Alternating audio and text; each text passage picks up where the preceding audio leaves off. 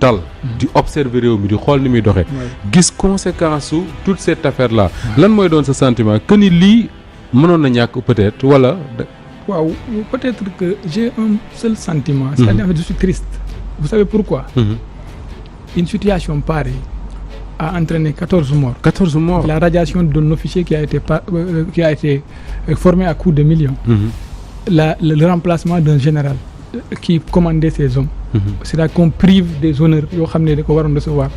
loolu ça nécessité gis nga quand je suis sorti sincèrement.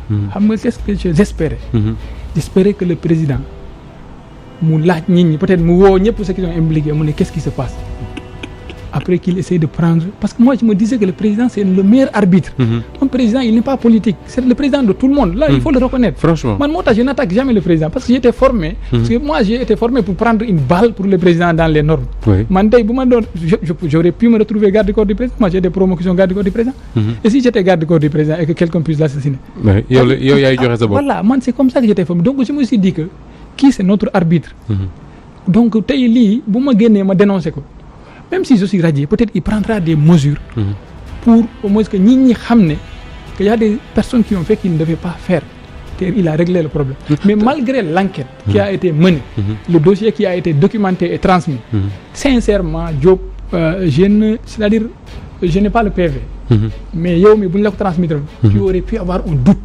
Tu te dis que qui c'est un officier de 23 ans, il n'a jamais été puni. Vous vous renseignez qu'il a été félicité. Nga ne bàyyi ma xool lu nekk ci ginnaaw balaa may jël décision. Mais non, malgré que la gendarmerie dise non.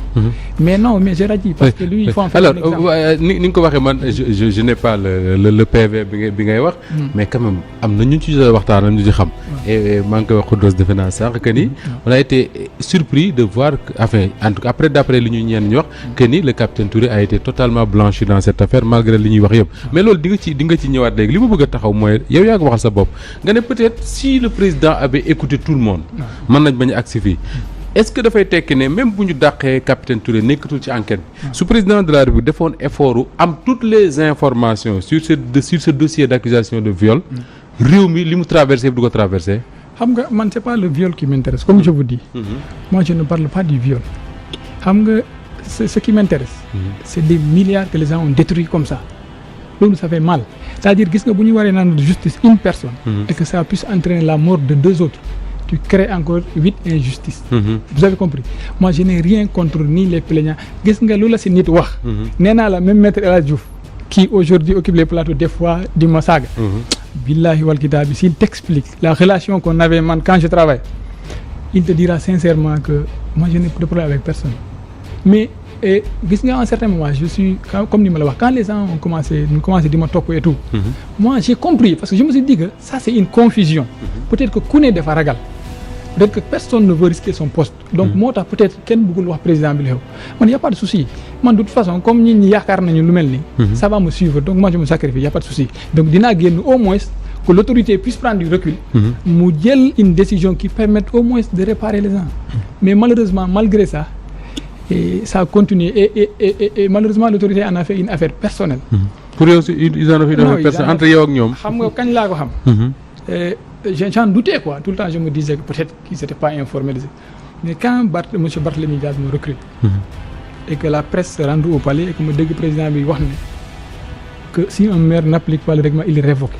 Parce que l'actualité c'était ça. nga xam ne yow la ñuy waxal. ma ne un capitaine un jeune de 25 ans boo xam ne yow yaa war a assurer sa protection et sa survie.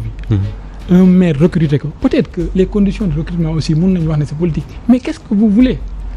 Qu'est-ce que vous voulez aujourd'hui? Man, j'ai eu des soucis. Tous les Sénégalais se sont insurgés. M. Barthélémy Dias, que je remercie beaucoup. Moom aussi c'est un Sénégalais. Il a été élu. dinaa ñëw léegi ak mairie Dakar ak étape bi ko jiitu sax muy l'étape IAM c'est important. Mais capitaine est-ce que quelque part su fekkoon ne def nga liggéey bi nga waroon def.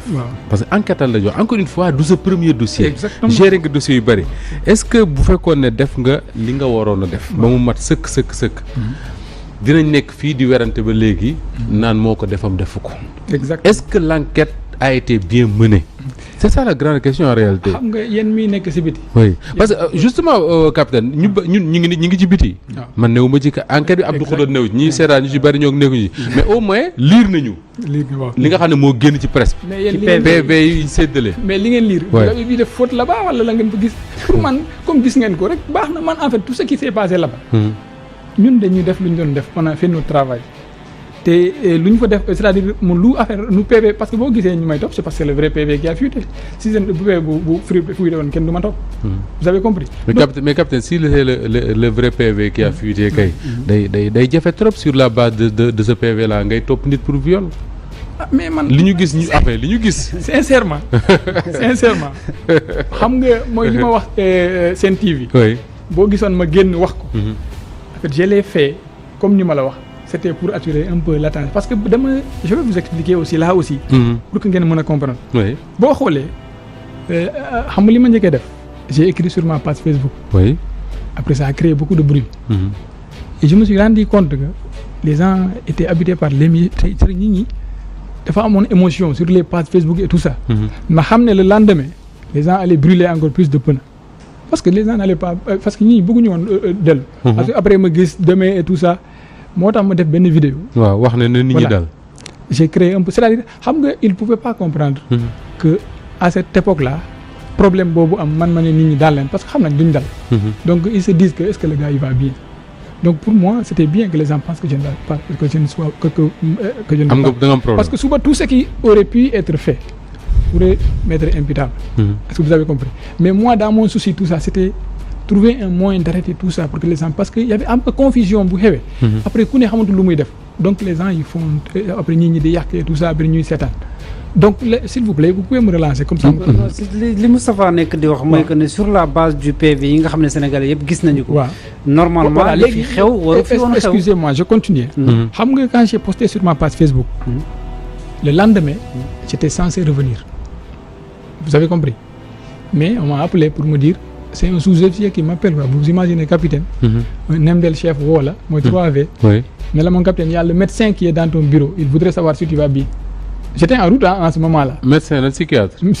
non c'est le médecin de la gendarmerie. de la gendarmerie waaw pour ñëw seet ba xam. non après dama ñàkk quoi ma ne mais c'est que les gens sont ils vont loin après. après ma xam ne peut-être qu'ils me sous-estiment wala ma ne d'accord y a pas de souci. c'est à partir de ce moment que j'ai appelé. je pense que c'est un ami qui m'a contacté monsieur Bougane Gueye il m'a mis en rapport avec monsieur Ahmed Aïdara et j'ai choisi monsieur Ahmed Aïdara aussi parce que dama bëggoon c'est-à-dire le wolof c'était mieux parce que xam nga sénégalais yi nous on a un problème ñun dañoo yaakaar ne ceux qui se relaient les plateaux là on pense que c'est eux le Sénégal c'est les autres bien sûr ñu dégg français ñi peut-être c'est 1% 2% donc j'ai choisi Aïdara ma dem wax pour am plateau booy wax ci wolof te bu ma fa waxee ba pare aussi attaqué wu ma kenn je n'ai pas mis en mal la gendarmerie boo xoolee c'est-à-dire dama wax parce que je voulais juste que ça s'arrête qu'on organise une enquête que man aussi je sois blanchi d'abord et que au point qu'on trouve une solution après madame j'ai vu Aïdara c'est-à-dire c'est pour prouver aux Sénégalais aussi que je vais bien quoi. oui soo amee sentiment prouver aux Sénégalais que ni dara jotu la yaa ngi ci sa xel ak yëpp peut-être da nga amoon soupçon wala da nga yëgoon ne li ñu bëgg mooy def la ab dof mais quand un médecin vient dans le bureau d'un officier dans son lieu de travail devant ses subordonnés mais il n'y a pas pire humiliation si j'acceptais de me soumettre même à un examen il aurait pu décider de m'envoyer à l'hôpital principal qu'est-ce que j'y peux on va me mettre des menottes cela s'est passé une fois j'ai vu un adjudant qu'on a mis des menottes qu'on a enfermé lan laa si mën après je vais sortir dire non dañ ma tooñ ñu neen kii dof la parce que c'est comme ça que les gens raisonnent ñi duñu xool man nee naa la je te parle de tout le monde tous les Sénégalais loo ma bañ si on échange nga xam ne moi je suis quelqu'un de presque non un homme de paix. léegi bëgg gi ñu bëggoon la def dof finalement. est-ce que le général bi nga xam ne moo doon jiite gendarmerie moment boobu. yëgoon na ko est-ce qu'il avait ces informations là que ni effectivement ñi ngi la doon booleeg médecin gi demee noonu. il n'était pas au courant. il n'était pas au courant. il n'était pas gis nga quand je suis venu je suis revenu le 12 mars. ma dugg bureau am mu laaj ma qu'est-ce qui s'est passé dama ko expliquer ba pare mu xool ma quoi mu sëgg.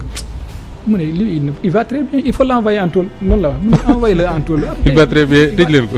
il a pas après il me demande est-ce que tu acceptes de te soumettre à un examen médical ma ne ko mon général est-ce que li ma la wax fii am na lu incohérent mu ne ma déedéet mu ne waaw il faut l'envoyer voilà mu signé pied de cour bi après ñu indil ma ko ma am ne après je suis parti chez moi. xam nga aussi chez moi bu ma demee. gars yi gis nañ ma may reetaan en fait je voulais rassurer ma famille quoi en fait mënu ma dem foofu di crisper. di leen tiital voilà il faut que ma woon leen que ça c'est rien effectivement c'est rien. c'est un destin. man avant lii di xew man yére bu ma ko soloon sax nga ne ma rafet na je pars en live parce que bugguma kenn gis moi je suis discret. su ma lay dégg dama am sentiment que da nga am un immense respect pour le général Tine. absolument absolument. malgré li xew yëpp. jour boobu bu général bu man duggee bureau am. s'il avait demandé à ce que ñu ñëw menotté ma yóbbu hôpital. qu'est-ce qu'il aurait su quelque chose. oui kenn mënuñ dara. il a appliqué le règlement à la lettre. c'est-à-dire nekk foofu sax di reetaan ak man wala di def ay affaire u santi non non. dañuy ñëw même quand j'ai réclamé ma ne nuñ ma tëjee baaxul quand je suis venu bu ma eggee bu ma duggee si bureau bi xam nga lan ma Touré tu continues à foutre le bordel. ma ne ko non mon général c'est pas ça ma ne ko non mon général c'est pas le bordel là ma ne ko c'est la loi qui n'est pas appliquée mu ne ma comment ça ma ne ko ton cas là il est spécial là on peut pas te traiter comme tout le monde et demain tu vas appeler les journalistes là après on va dire que on te néglige ici. ma ne ko waaw c'est vrai ma ne ko mais man. bu ma demee ba ñëwaat lii bu ma bëggoon créer problème. on aurait pas. franchement waaw ma ne ko lu indi situation bële lii la woon c'est-à-dire on me prenait pour un enfant ou pour un homme irresponsable. ma bëgg a woon gars yi ne que si je veux.